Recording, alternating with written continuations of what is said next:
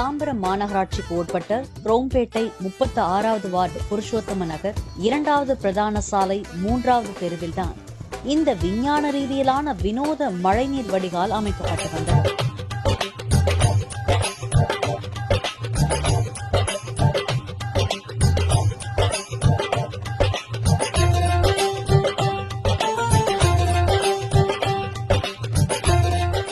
அடுத்த மழை வருவதற்குள் கான்கிரீட் கலவை, மிஷினில் போடப்பட்ட கலவை அனைத்தையும் கால்வாய் பணிக்காக தோண்டப்பட்ட பள்ளத்தில் தேங்கிய மழை நீரில் கொட்டுவதில் வேகமாக இருந்தனர் அந்த ஒப்பந்த பணியாளர்கள்.